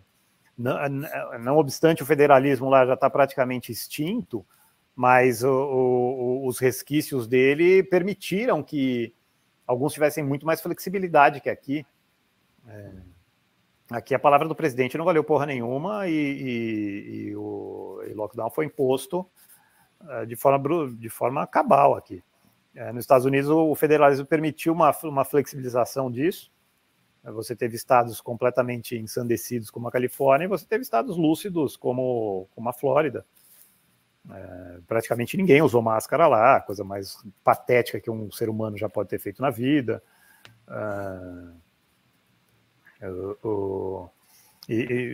Mas assim, evidentemente que tem muitas pessoas no mundo, e a gente não está sozinho nisso, que conseguem entender que todos os problemas dessa expansão ilimitada do Estado e de como frear isso economicamente. Politicamente, como fazer isso, ninguém descobriu ainda, porque ninguém fez. Só as crises momentâneas de expansão que geram a valsa, né? Um para trás para dar 2 para frente, mas na sequência. Isso aí é a história que a gente está vendo e não dá mais para ter ingenuidade em cima disso, de ter sonhos pueris que os passos para trás, agora vai sempre para trás. Não. O que a gente está vendo é mais governo, mais governo, mais governo, é a tendência, eu diria como irrefreável, e as boas pessoas não têm palavra sobre isso, por mais que elas existam. Parece que cada bug desse na Matrix, o Deep State se assusta e volta com mais intensidade, né? Um negócio... Não, porque assim, economicamente, a expansão do Estado, ela é devastadora. Ela é terrível em termos da qualidade de vida da sociedade, da economia como um todo. O que acontece é que as pessoas não ficam paradas, né? Existe ainda o interesse próprio e todo mundo volta a trabalhar, volta a produzir e o Estado volta a tomar. Todo mundo quer melhorar de vida, né? É uma tendência natural do ser humano, a insatisfação, a ação humana, ela só existe porque a gente quer sair de uma situação menos satisfatória para mais satisfatória. Esse é uma sensação de desconforto que move toda a ação humana. Exatamente. Esse é o grande insight do Mises, né? A teorização da ação humana, da economia, da catalaxia. Então, daí você vai falar, porra, mas mesmo com tudo isso, como é que a economia continua avançando? Assim, com o laborioso trabalho e poupança dos indivíduos. Só assim, não existe mágica. Sim. Aliás, ainda bem que você falou do Mises aí, a gente estava falando mais cedo da Escola de Chicago e desse pedaço mais teórico. Você já criticou bastante a academia, até mais cedo hoje. Eu queria que você falasse um pouco, até porque a gente já está batendo a 1h30 aqui, né? Aliás, antes de eu formular a pergunta, última vez, se inscreva, dê like, ative o sininho, mande pro seu cachorro, mande para seus primos esse vídeo, mande para um esquerdista que você quer incomodar, mande para todas as pessoas que vocês que estão assistindo conhecem aí. Vamos fazer esse canal subir, porque tá sendo legal. O primeiro mês a gente já se divertiu bastante aqui e já conseguiu até figuras ilustres que nem o Cristiano para conversar com a gente. Está sendo um projeto maravilhoso. Vocês também que estão assistindo estão curtindo, então ajudem a fazer essa jossa crescer, porque a gente só está gastando dinheiro com isso. Por enquanto não estamos ganhando nada e é melhor que mude, né? Começa há 20 anos só. Só, tá tranquilo.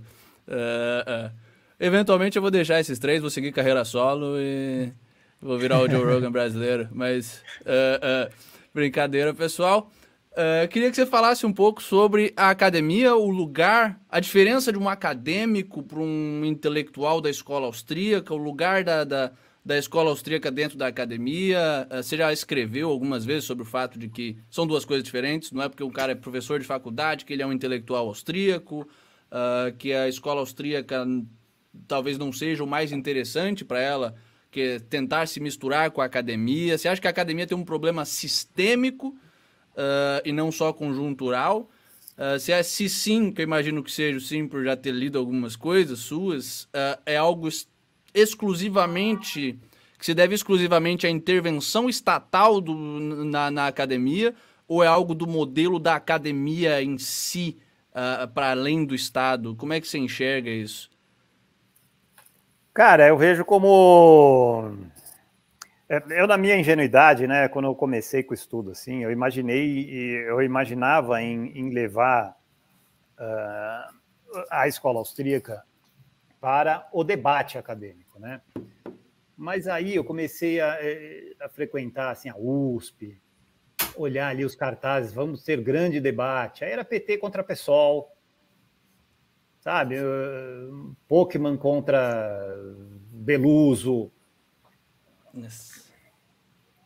Era uma conversa. Aí eu comecei a entender, a compreender que a academia é um dos piores lugares para o debate.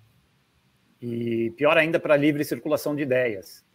Ela é totalmente o oposto do que da concepção original católica da universidade, universitas, né, de conhecimento universal. Então, ela é, hoje, sem dúvida nenhuma, um braço do Estado.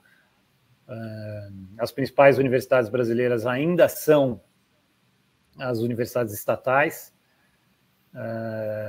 e elas têm um viés ideológico muito claro no seu corpo docente, e isso acaba sendo transmitido, evidente, para os estudantes. Isso é mundial, isso não é do Brasil. Então, eu vejo como sim, como um braço do Estado. Você vê professores acadêmicos, e basicamente como são estatais, sempre advogam na expansão do Estado, então advogam em causa própria. Nos casos das universidades americanas, a mesma coisa, apesar de elas serem privadas, elas vivem do student loan, né, do empréstimo estudantil. Então, quanto mais assim como as privadas no Brasil também, né? Agora isso é um fenômeno mais recente aqui no Brasil, né? Então, sim, não tem nenhum motivo para um acadêmico não propugnar a expansão ilimitada do Estado, vez que ele se beneficia diretamente disso. E você acha que... duas coisas primeiro. Você acha que isso é... O que veio primeiro, o ovo ou a galinha? Foi a intervenção estatal na academia que deturpou a academia, ou foi algum problema com a forma acadêmica de fazer ciência que deu margem à intervenção do Estado? O que você acha que... Ou tem alguma outra coisa que está por trás disso? O que você acha? Qual você acha que é a relação causal? Eu acho que tem uma relação causal, tem um ovo e tem uma galinha aí, e a academia nasce com esse intuito mesmo da busca da verdade, né? Da verdade universal, do conhecimento universal. Foi para isso que a Santa Igreja Católica criou as universidades.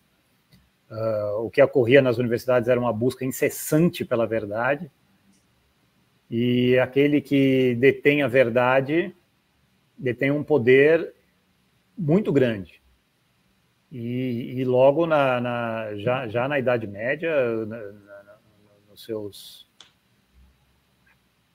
lá por volta de 1500, pouco antes, os monarcas foram compreendendo o fenômeno, o poder que as universidades tinham, e foram encampando esse poder para eles, para legitimar seu poder na maioria das vezes.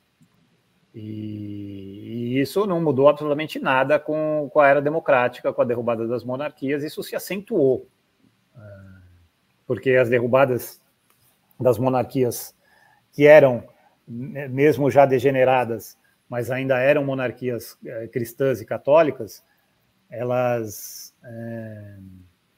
A derrubada foi um ataque, principalmente aqui eu falo de Revolução Francesa, ela foi um ataque ao catolicismo. A Revolução Francesa, antes de ser um ataque à monarquia, ela é um ataque ao catolicismo, à Santa Igreja.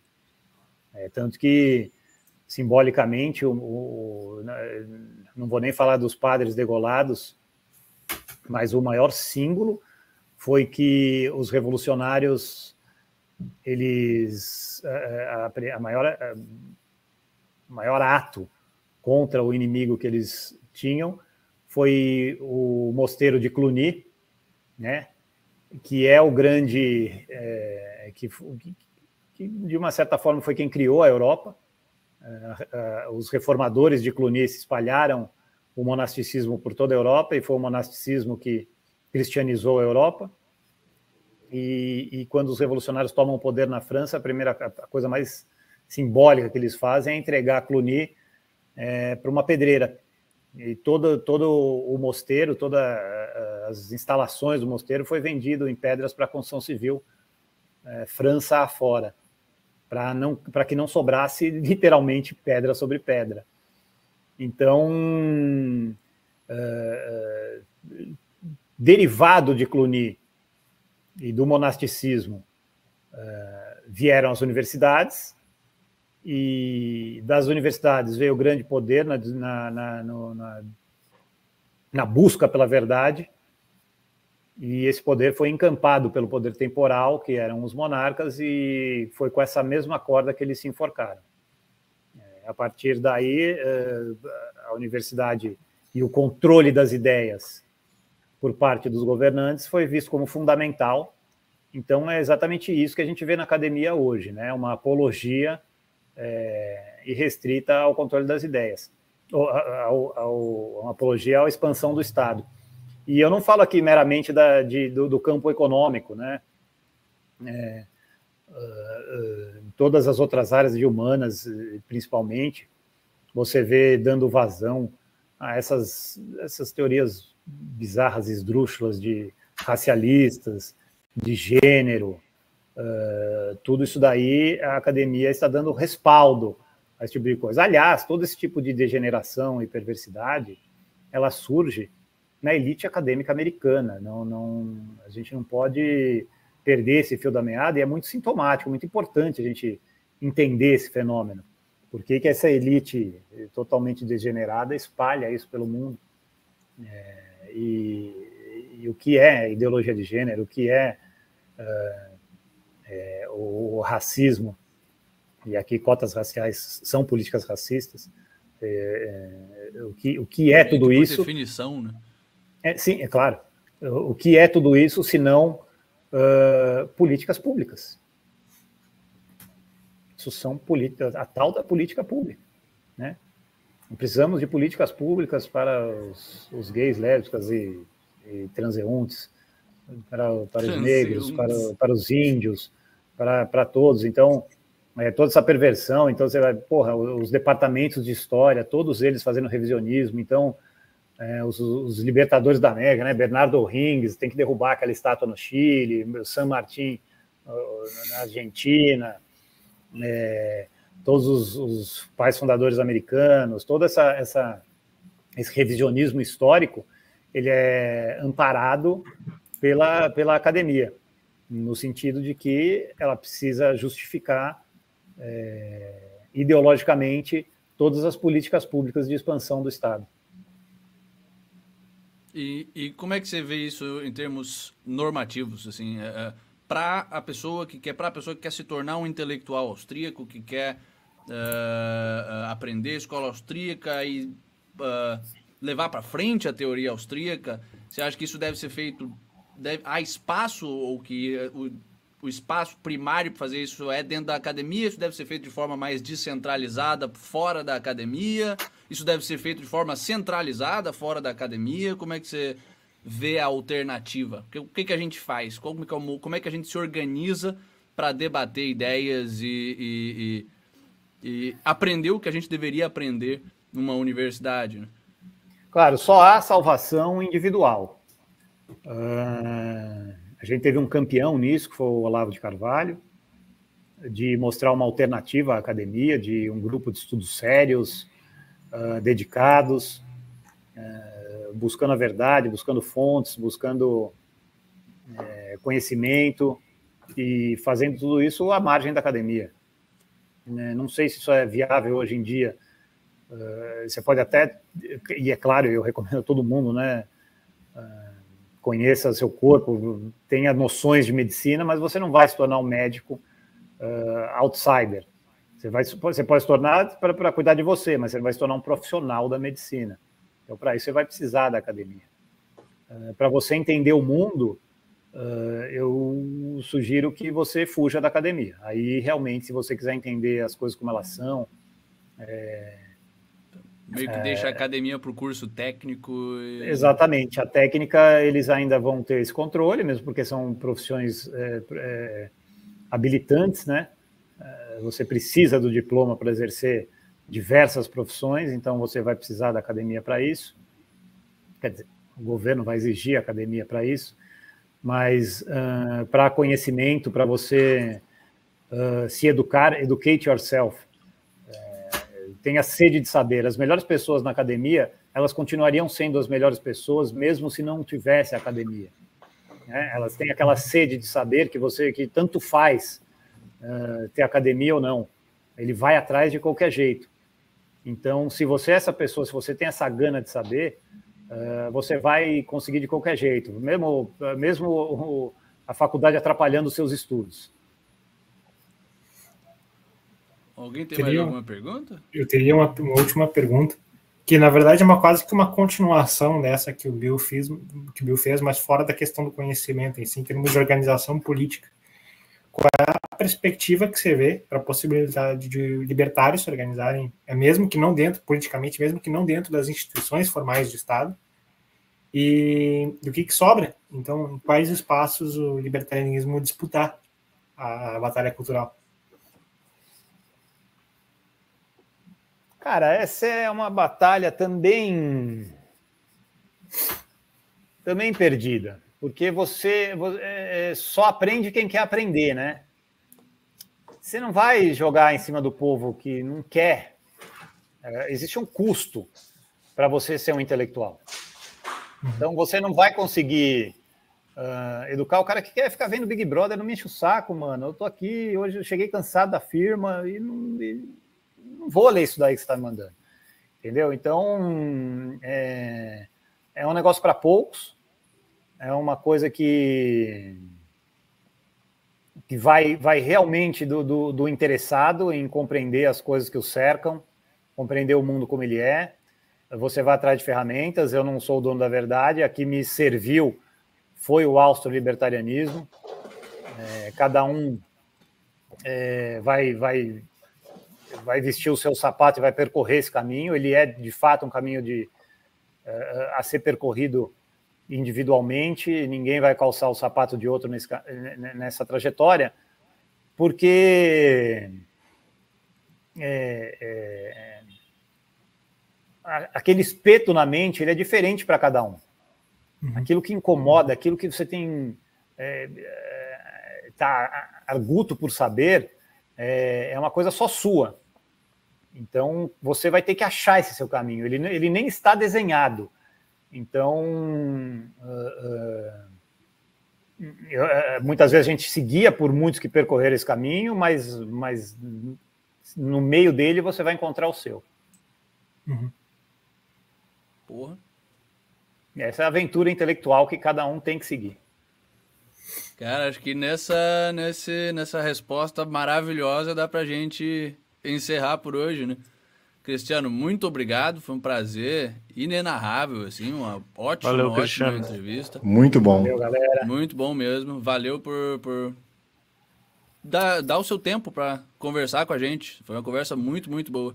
Imagina, à disposição aí da turma, um grande abraço para o Rufus, velho de guerra aí, para vocês todos. Dá para fazer várias outras conversas, isso para nem falar nos debates, assim, então... se tivessem nada para fazer qualquer dia, sempre na base vai encher o saco para você voltar aqui no futuro.